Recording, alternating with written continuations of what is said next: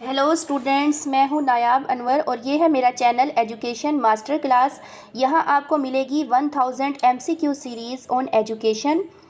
और एक बात और बता दूं कि ये चैनल स्पेशली उन स्टूडेंट्स के लिए बनाया गया है जो इंटर से लेकर मास्टर और एमफिल से लेकर पीएचडी तक, जो जिन बच्चों का सब्जेक्ट एजुकेशन है, या जो बच्चे बीएड या एमएड की तैयारी कर रहे हैं, या इंटर से लेकर मास्टर जिनका एजुकेशन सब्जेक्ट है, या जो पीपीएससी और एफपीएससी के कम्पिटिटिव एग्ज़ाम की तैयारी कर रहे हैं, या जो स्टूडेंट्स हेड और डिप्टी हेड की तैयारी कर रही हैं, लेक्चरर एजुकेशन या फिर सब्जेक्ट स्पेशलिस्ट, इन सब के लिए ये लेक्चर यूज़फुल है।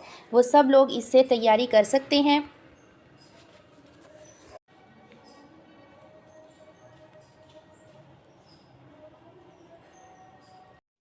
तो स्टार्ट करते हैं आज के लेक्चर का पहला question. The direct experience. Direct experience क्या होता है? Is the personal experience of an individual. एक इंडिविजुअल का पर्सनल एक्सपीरियंस है। Is not concerned with environment stimulus. Stimulus से इसका कोई कंसर्न नहीं है। Has no effect on individual.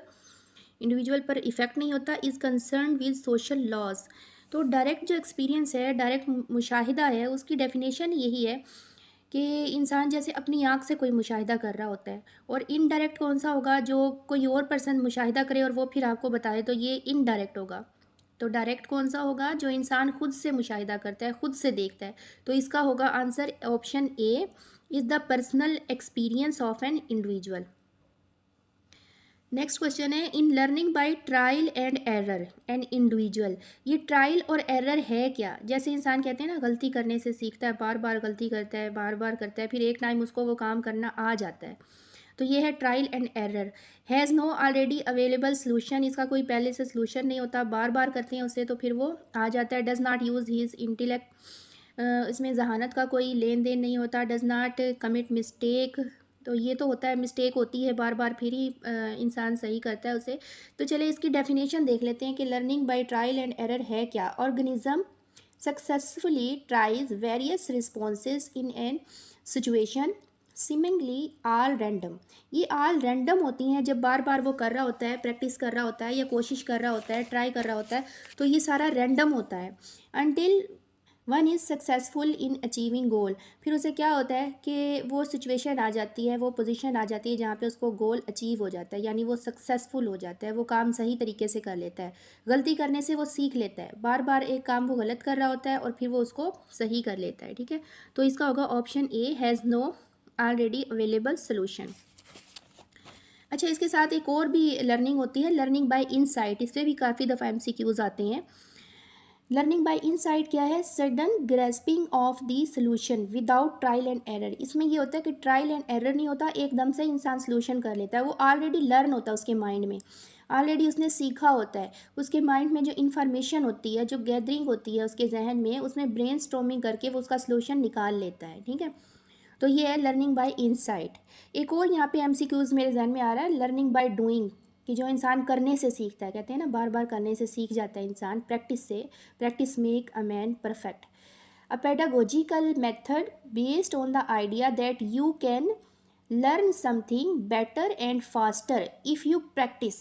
कहते हैं कि बार बार लिखते हैं ना, तो लिखाई भी अच्छी हो जाती है। बार बार प्रैक्टिस करते हैं तो वो काम उसको अच्छे तरीके से आ जाता है। तो इसे कहते हैं लर्निंग बाय डूइंग। तो इस पर भी काफ़ी दफ़ा MCQs आ जाते हैं। अच्छा, यहाँ पे मैं एक बात क्लियर कर दूँ कि जो MCQ होते हैं उनके आंसर बताने के साथ साथ इधर उधर की जो बातें होती हैं, या उस क्वेश्चन को घुमा फिरा के बताने का मकसद ये होता है कि ज़रूरी नहीं है कि वही क्वेश्चन आपके एग्ज़ाम में आए।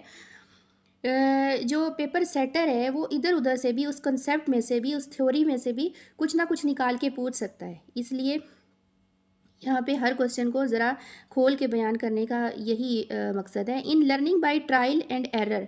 अब ट्रायल एंड एरर से जो लर्निंग होती है, an individual carries on his work unless, वो अपना काम जारी रखता है। कब तक जारी रखता है? ही फाइंड एन अप्रोप्रिएट सोल्यूशन। जब तक उसे एक सोल्यूशन नहीं मिल जाता, वो ट्रायल एंड एरर से वो काम अपना जारी रखता है। नेक्स्ट देखते हैं 16, which of the following is the first step of learning by trial and error. तो इस मेथड में सबसे पहला स्टेप क्या होगा? सबसे पहले आइडेंटिफिकेशन होगी प्रॉब्लम की। फिर उसको रियलाइज़ किया जाएगा, फिर एफ़र्ट्स फॉर द सॉल्यूशन, फिर उसके लिए एफ़र्ट की जाएगी, फिर रिमेंबरिंग द सॉल्यूशन, फिर उसे याद किया जाएगा। तो सबसे पहला जो स्टेप है वो आइडेंटिफ़ाई करना ही होगा कि उसे हमने ढूंढना है, उसे आइडेंटिफ़ाई करना है प्रॉब्लम को कि किसके ऊपर हमने बार बार जो है उसका सॉल्यूशन ढूंढना है। ऑप्शन ए होगा। नेक्स्ट क्वेश्चन है, to see the people doing and try to do the same is. लोगों को करते देखना और फिर उससे सीखना क्या है। अच्छा, ये ट्रायल एंड एरर है। ट्रायल एंड एरर तो नहीं है इसमें, तो हम किसी को करते नहीं देखते बल्कि बार बार एक काम को करते हैं उसका सलूशन ढूंढने के लिए। Learning by imitation. अच्छा, ये इमिटेशन क्या है? जैसे नकल होती है ना, किसी को कुछ करते देखना और फिर उसकी नकल उतारना। अच्छा, इसकी थ्योरी क्या कहती है? थ्योरी ऑफ इमिटेशन क्या है? Imitation of a reality like drama. नकल उतारना जैसे ड्रामा, ड्रामा भी एक नकल है। फोटोग्राफी, फोटोग्राफी भी नकल है। म्यूज़िक, डांस वगैरह उसमें भी नकल उतारते हैं। तो ये क्या होता है? ये इमिटेशन क्या है कि एक रियलिटी होती है उसको फिर लिख लेते हैं, उसे राइट कर लेते हैं ड्रामे की सूरत में, फिर उसे परफॉर्म करते हैं स्टेज पे। तो ये इमिटेशन है। और इसी तरह जो फ़ोटोग्राफ़ी है वो भी एक हकीकत की, एक रियलिटी की जो है वो क्या होती है? इमिटेशन होती है, उसका भी एक नकल होती है। तो ये सारी इमिटेशन में आ जाते हैं। Learning by insight. इनसाइट क्या होती है? इंसान अपनी जहन से, अपने फ़हम फ़रासत से जो आंसर निकालता है। लर्निंग बाय डूइंग, जो करने से, डूइंग अभी हम ऊपर एक्सप्लेन कर चुके हैं। तो to see the people doing, लोगों को करता देख के करना क्या है? इमिटेशन। ठीक है, क्लियर हो गया। आगे चलते हैं। Drinking water to extinguish thirst is. पानी कब पीता है इंसान? जब उसे प्यास लगती है, जब ज़रूरत महसूस होती है। नेचुरल एक्ट है, इमिटेटिव है, नकल तो नहीं है। इमोशनल, जज्बाती तो नहीं है। सोशल, माशरती तो नहीं है, कोई सा भी नहीं है। आंसर ए है, नेचुरल एक्ट है। The act of imitation. Imitation का एक्ट क्या होता है? Continuous through out life, is concern with observation, is concern with repetition. जब हम कोई चीज़ सीखते हैं, किसी को करता देखते हैं और उससे कोई फ़ायदा हासिल होता है तो हम उसे थ्रू आउट लाइफ करते हैं।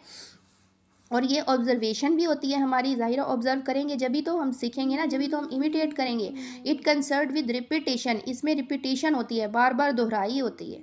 नेक्स्ट क्वेश्चन है,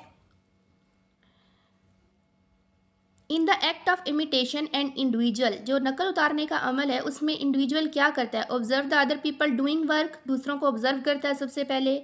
तो ठीक है। Make effort to do work, फिर खुद करने की कोशिश करता है। Make effort to perform the same by himself, और फिर वो कोशिश जो करता है वो बिल्कुल ऐसी कोशिश होती है कि सेम उसने वही फंक्शन परफॉर्म करना है जो उसने दूसरों को करते देखा है। चलिए जी, तो बस यहाँ तक था आज का लेक्चर। तो मिलते हैं फिर नेक्स्ट लेक्चर में। और अगर आपको वीडियो पसंद आई हो तो लाइक ज़रूर कीजिएगा, और अगर कोई भी इनसे रिलेटेड क्वेश्चन हो तो वो कमेंट में पूछा करें, ताकि मुझे पता चले कि कौन कौन देख रहा है, कोई इंटरेस्ट ले रहा है। और ख़ुद भी पढ़िए और दूसरों के साथ भी शेयर कीजिए। तो फिर मिलते हैं नेक्स्ट लेक्चर में। अल्लाह हाफिज़।